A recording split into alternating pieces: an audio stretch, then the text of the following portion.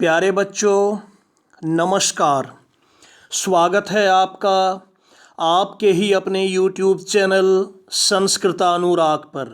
बच्चों, आज मैं JCERT द्वारा संचालित 7वीं कक्षा की संस्कृत की पाठ्य पुस्तक सुभाषिका द्वितीयो भागः के पंचमः पाठः लालन गीतम के प्रश्नोत्तर कार्य को लिखित रूप में सरलतम विधि से प्रस्तुत करने जा रहा हूँ। प्यारे बच्चों, वैसे तो इस पाठ के अध्यापन कार्य के क्रम में भी मैंने इसके प्रश्नोत्तरों को कराने का कार्य किया था, किंतु कई सारे विद्यार्थियों के आग्रह के कारण आज मैं पुनः लिखित रूप में प्रश्नोत्तर कार्य को प्रस्तुत कर रहा हूँ, ताकि आपको लिखने में किसी भी प्रकार की कोई गलती न हो और आप अपनी परीक्षा में अच्छे अंक प्राप्त कर सकें। तो लीजिए, प्रस्तुत है 7वीं कक्षा के पाठ 5 लालन गीतम के प्रश्नोत्तर कार्य। पहला प्रश्न, एक पदेन उत्तरत, अर्थात इन प्रश्नों का उत्तर आपको एक पद में लिखना है, एक शब्द में लिखना है, जिसे अंग्रेजी में वन वर्ड आंसर भी कहते हैं। पहला प्रश्न है, का विहसति, कौन हंसता है या कौन हंसती है। इसका उत्तर होगा धरणी, पृथ्वी, धरती। दूसरा प्रश्न है, का विकसति, कौन विकसित होता है, कौन खिलता है। इसका उत्तर होगा कमलम, कमल विकसित हो रहा है, कमल खिल रहा है। तीसरा प्रश्न है, व्याघ्रः कुत्र गर्जति, बाघ कहाँ गरजता है। इसका उत्तर लिखिएगा विपिने, जंगल में। चौथा प्रश्न है, हरिणः किम खादति, हरिण क्या खाता है। तो इसका उत्तर होगा वन घासम, जंगली घास को, जंगल के घास को। अगला प्रश्न है, मंदम कह चलती, धीरे धीरे कौन चलता है। तो पाठ में दिया गया है उष्ट्रः, ऊंट धीरे धीरे चलता है। दूसरा प्रश्न है, रेखांकित पदानि आधृत्य प्रश्न निर्माणम कुरुत, रेखांकित पद को आधार मानकर प्रश्न निर्माण करना है, आपको प्रश्न बनाना है। पहला है, सलीले नौका सैलति, सलीले जल में नाव डोलती है, नैया डगमगाती है।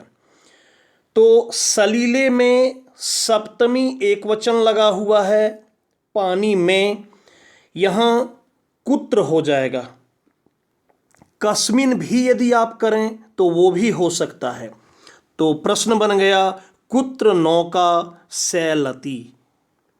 दूसरा है, पुष्पेषु चित्र पतंगाः डयन्ते, फूलों पर चित्र पतंगा, तितलियां उड़ती हैं। पुष्पेषु में सप्तमी बहुवचन लगा हुआ है, तो किम शब्द रूप सप्तमी बहुवचन में होता है केशु। आप यहाँ कुत्र भी कर सकते हैं या केशु भी कर सकते हैं। चित्र पतंगाः डयन्ते, और बाद में प्रश्नवाचक चिन्ह लग जाएगा। उसके बाद है, उष्ट्रः पृष्ठे भारम वहति, इसमें भारम को रेखांकित किया गया है, तो हो जाएगा उष्ट्रः पृष्ठे किम वहति या कम वहति, किम या कम दोनों कर सकते हैं। उसके बाद, धावन समये अश्वः किमपि न खादति, अश्वः में प्रथमा एक वचन है, अश्वः को रेखांकित किया गया है। और वैसे भी रेखांकित पदों को यहाँ हम लाल रंग से दर्शा दिए हैं, ताकि आपको आसानी से समझ में आ जाए। अश्वः में प्रथमा एक वचन है, किम शब्द रूप प्रथमा एक वचन में होता है कह, तो हो गया धावन समय कह किमपि न खादति। अगला प्रश्न है, सूर्ये उदिते धरणी विहसति, तो धरणी प्रथमा एक वचन है, स्त्रीलिंग है, इसका हो गया किम शब्द रूप स्त्रीलिंग में प्रथमा एक वचन में का, उदिते सूर्ये या सूर्ये उदिते का विहसति। अगला प्रश्न कह रहा है मंजूषातः समानार्थक पदानि चित्वा लिखत। मंजूषा से समानार्थक पद चुनकर लिखना है। समानार्थक अर्थात पर्यायवाची, जिसे इंग्लिश में सिनोनिम कहते हैं। देखिए मंजूषा के शब्दों को पृथ्वी, देवालय, पृथ्वी मतलब पृथ्वी धरती, देवालय मंदिर में, जले पानी में, वने वन में, मृगः हिरन और भयंकरम अर्थात भयंकर। अब देखिए धरणी इसका हो गया पृथ्वी, दूसरा है करालम इसका हो गया भयंकरम, सलीले जले, हरिणः मृगः, मंदिरे देवालय और विपिने वने। आगे कह रहा है चौथा प्रश्न में विलोम पदानि मेलयत। विलोम पद विपरीत अर्थ वाला शब्द आपको मिलाना है।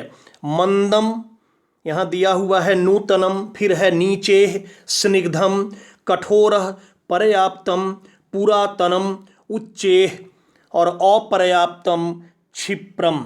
अब आपको मिलाना है तो मंदम मतलब हो गया धीरे धीरे, तो मंदम का हो गया क्षिप्रम, धीरे धीरे का विपरीतार्थक हो गया तेजी से। उसके बाद दूसरा है नीचे, नीचे का अर्थ यहाँ हो गया धीरे से, उसका हो जाएगा उच्चेः जोर से। उसके बाद है कठोरः, तो कठोरः का हो जाएगा स्निग्धम, स्निग्ध मतलब होता है कोमल। उसके बाद पुरातनम, पुरातनम मतलब हो गया पुराना प्राचीन, उसका हो गया नूतनम नया। और अंत में है अपर्याप्तम, अपर्याप्तम का हो गया पर्याप्त। पर्याप्त का विपरीत होता है अपर्याप्त या अपर्याप्त का पर्याप्त। अब अगला प्रश्न 5 नंबर में कह रहा है आम अथवा नौ माध्यमेन उत्तरत। इन दिए गए प्रश्नों का उत्तर आपको आम अथवा नौ के द्वारा लिखना है। आम का अर्थ होता है हाँ और नौ का अर्थ होता है नहीं। देखिए प्रश्न, धावन समय अश्वः खादति। दौड़ने के समय घोड़ा खाता है। दौड़ने के समय तो घोड़ा नहीं खाता है, होगा नौ। सिंह नीचे गर्जति। सिंह धीरे से गरजता है, बिल्कुल नहीं, सिंह जोर से गरजता है, ये भी हो गया नौ। उष्ट्रः पृष्ठे भारम न वहति। ऊंट पीठ पर बोझ नहीं ढोता है, ये भी गलत है। ऊंट तो पीठ पर बोझ ढोता है, तो हो गया नौ। उसके बाद पुष्पेषु चित्र पतंगा डयन्ते। फूलों पर चित्र विचित्र तितलियां उड़ती हैं, ये सही है, तो हो गया आम। और वने गजह गर्जति। वन में हाथी गरजता है, वन में हाथी नहीं गरजता है, वन में सिंह गरजता है, ये गलत है, तो हो गया नौ। और अंत में है हरिणः वन घासम न खादति। हरिण तो वन घास खाता है, यह भी वाक्य गलत है, तो हो गया नौ। छठा प्रश्न में कह रहा है अधोलिखितानि पदानि निर्देशानुसारम परिवर्तयत। नीचे लिखे गए पदों को निर्देश के अनुसार परिवर्तन करना है, जैसा निर्देश दिया गया है वैसा करना है। देखिए एक उदाहरण दिया गया है चित्र पतंगः। अब कह रहा है चित्र पतंगः, इस शब्द का प्रथमा बहुवचन में क्या होगा? प्रथमा बहुवचने, तो प्रथमा बहुवचने में हो गया चित्र पतंगाः। अब देखिए भल्लुकः तृतीया एकवचनेन, तृतीया एकवचने, तो भल्लुकः का तृतीया एकवचन में होता है भल्लुकेन। उसके बाद है उष्ट्रः पंचमी द्विवचने, इसका हो गया उष्ट्राभ्याम। तृतीया चतुर्थी और पंचमी द्विवचन में भ्याम लगता है, तो हो गया उष्ट्राभ्याम। हरिणः सप्तमी बहुवचने हरिणेषु होगा। व्याघ्रः द्वितीया एकवचने होगा व्याघ्रम, जैसे बालक का होता है बालकम। और अंत में है घोटक राजः, इसका संबोधन एक वचन में हो जाएगा हे घोटक राज। तो बच्चों ये था इस पाठ का लिखित रूप में प्रश्नोत्तर कार्य, जो मैं आपको आसानी से समझाने का प्रयत्न किया। तो प्यारे छात्रों, अगर आपको आज का मेरा यह वीडियो पसंद आया हो तो कृपया इसे आप लाइक, कमेंट एवं शेयर करके मुझे प्रोत्साहित करने का कार्य करें, ताकि आगे आपके लिए मैं और भी बेहतर एवं उपयोगी वीडियो बनाने का कार्य करता रहूं। साथ ही मेरे इस चैनल संस्कृतानुराग को यदि आप अब तक सब्सक्राइब नहीं किए हैं तो इसे आप अवश्य सब्सक्राइब कर लें एवं नोटिफिकेशन को भी ऑन कर लें, ताकि मेरे द्वारा इस चैनल पर अपलोड किए गए प्रत्येक वीडियो की सूचना सर्वप्रथम आपको प्राप्त हो सके। तो आज के लिए इतना ही। सबों को मेरी ओर से बहुत बहुत धन्यवाद।